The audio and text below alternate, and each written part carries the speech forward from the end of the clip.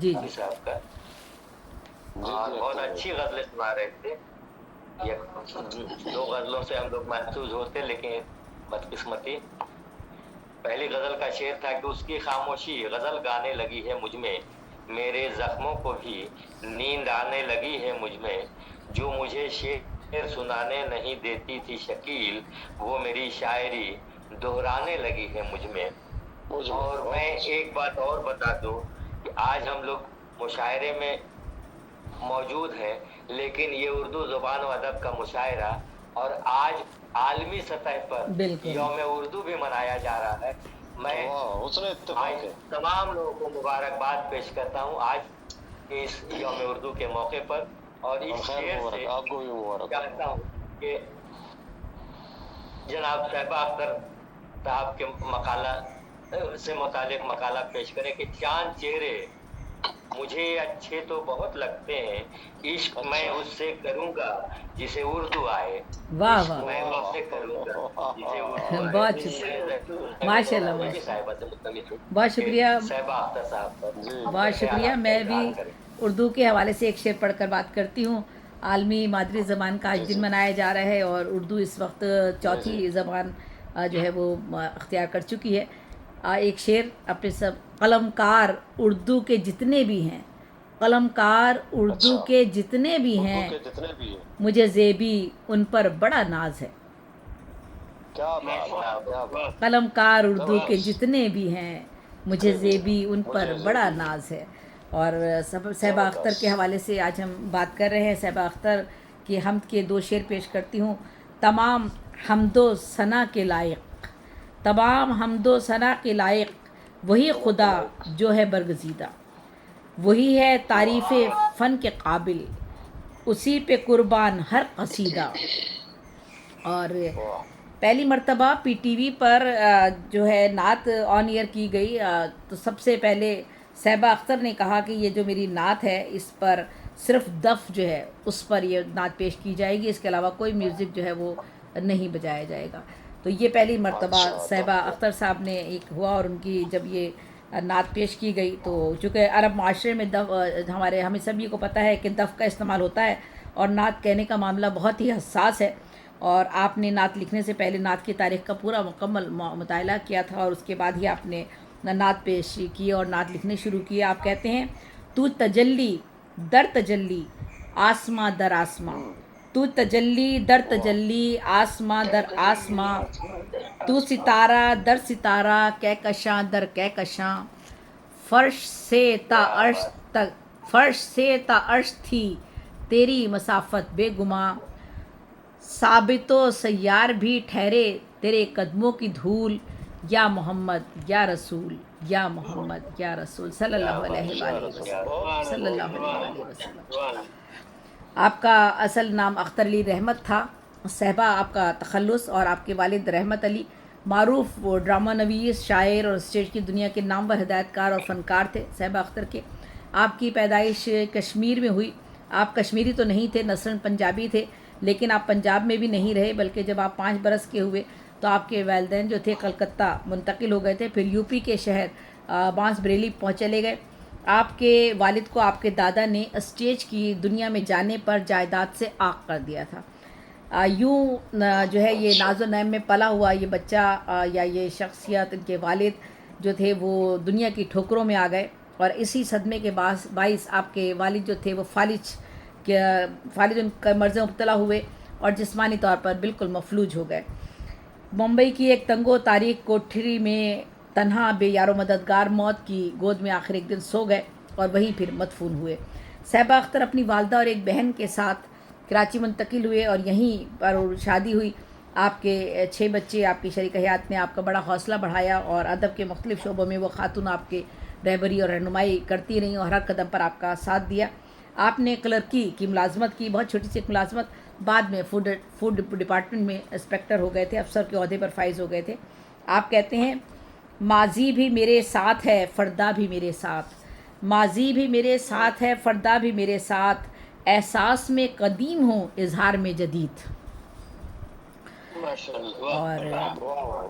फिर आपने कहा, मैं आप अपनी ज़ात के नशे से चूर हूँ, میں آپ اپنی ذات کے نشے سے چور ہوں، صحبا میرا سخن ہے میری روح کی کشید۔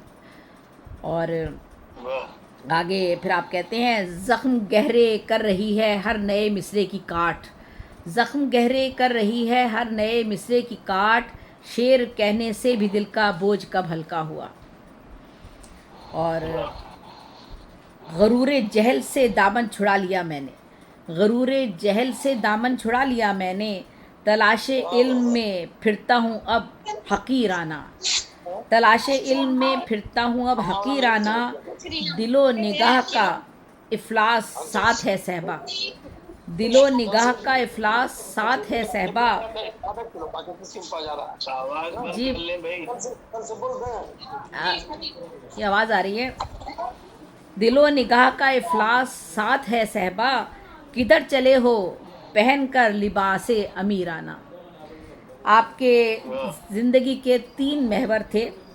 بنیادی، تین میں، ایک عشق، ایک عورت، ایک کتاب اور پاکستان۔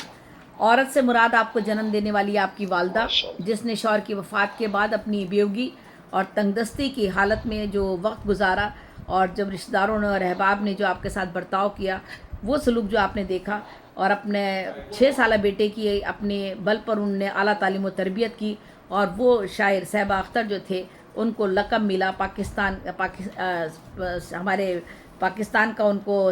شاعر پاکستان کا لقب ملا صحبا اختر صاحب کو۔ اور ماشاءاللہ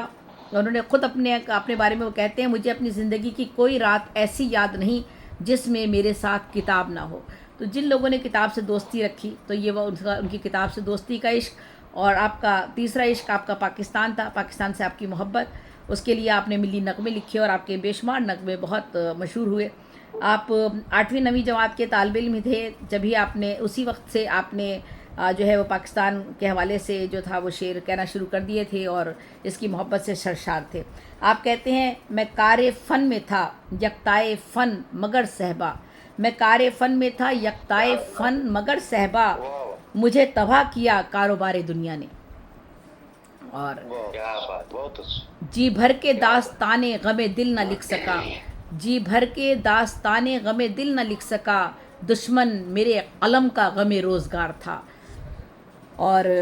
آپ صحبا اختر نے اپنی پہلی نظم 8ویں کلاس میں جب آپ تھے تو آپ نے اپنی پہلی نظم صبح کے عنوان سے لکھی، جو اپنے والد صاحب کو سنائی، اپنی والدہ کو سنائی۔ والد صاحب کو تو انتقال ہو چکا تھا، اپنی والدہ کو جب سنائی تو آپ کی والدہ بہت غمزدہ ہو گئی اس بات کو سن کر، کیونکہ انہیں اپنے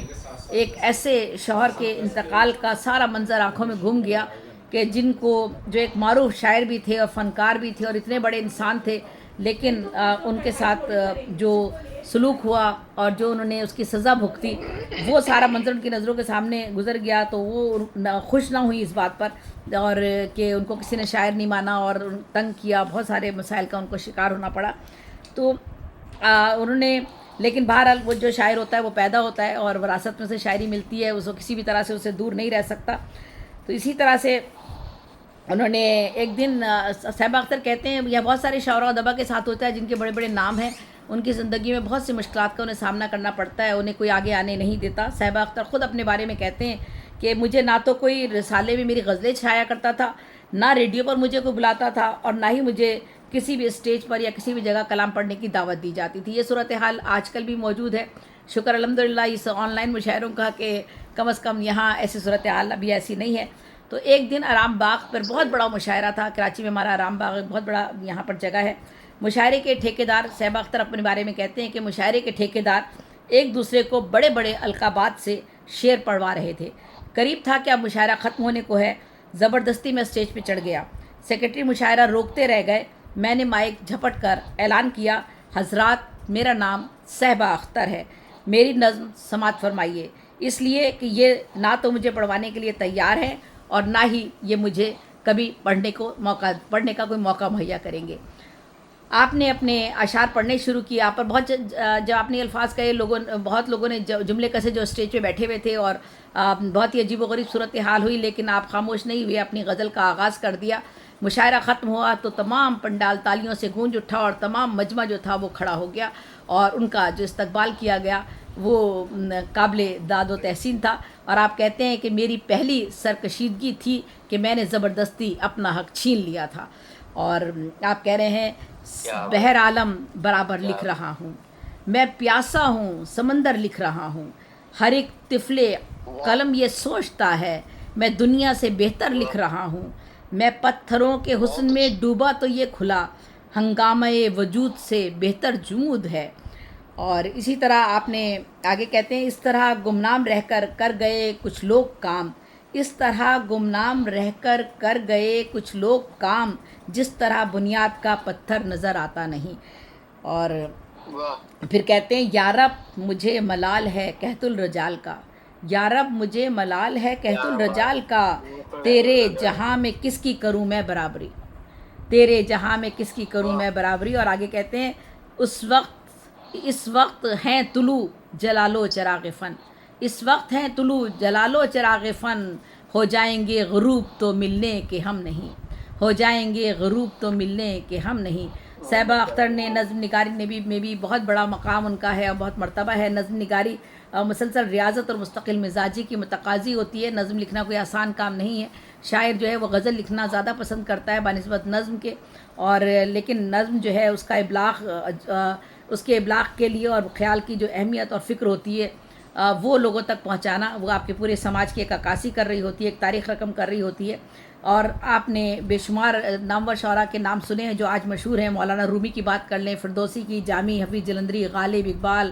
کسی کی بھی آپ بات کریں، نذیر اقبال آبادی، فیض، جالب، ساحر، وارث شاہ کی بات کر لیں، صوفیانہ کلام کی اگر بات کریں آپ، جتنے بھی ہمارے شعراء ہیں ان سب نے نظم کی بدولت عظمت اور شہرت پائی، اور بے شمار نظمیں انہوں نے لکھی اور اپنی تاریخ جو ہے وہ رقم کی۔ اسی طرح انگریزی شعراء میں بھی نظم کو بڑی اہمیت دی گئی، تو نظم صحبہ اختر کی نظموں کو بڑی سربلندی اور جداگانہ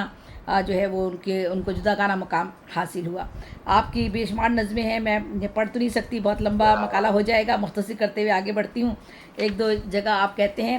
عزیزان وطن میں ایک دنیا گھوم آیا ہوں، عزیزان وطن میں ایک دنیا گھوم آیا ہوں، کہیں رویا کہیں نوئے بشر پر مسکرایا ہوں، مجھے پھولوں کی خواہش تھی مگر میں زخم لایا ہوں، میرا ہر زخم کہتا ہے وطن والوں کو سمجھا دو کہ پاکستان سے باہر ہمارا کچھ نہیں یارو، سرے مغرب بہت انسانیت پر بولنے والے، کہاں انصاف کا در غیر پر ہے کھولنے والے، یہ رنگت کی ترازو میں بشر کو تولنے والے۔ اور اس کو میں مختصر کر کے آگے بڑھتی ہوں۔ آپ نے رباعیات بھی کہی ہیں، اور آپ اس کے علاوہ آپ کہتے ہیں،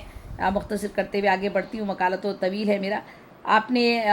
آپ کے بارے میں کہا جاتا ہے، مطلب جو آپ کی نظمیں ہیں ہم اگر پڑھیں انہیں تو اس میں جو موضوعات ہیں اس میں اقبال کی فکر بھی ہے، اور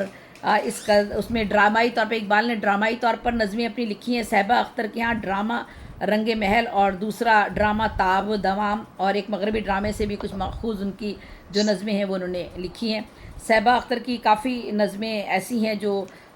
جن کا اسلوب اور آہنگ جو ہے وہ بہت ہی خوبصورت اور بالکل منفرد انداز ہے ان کا۔ اور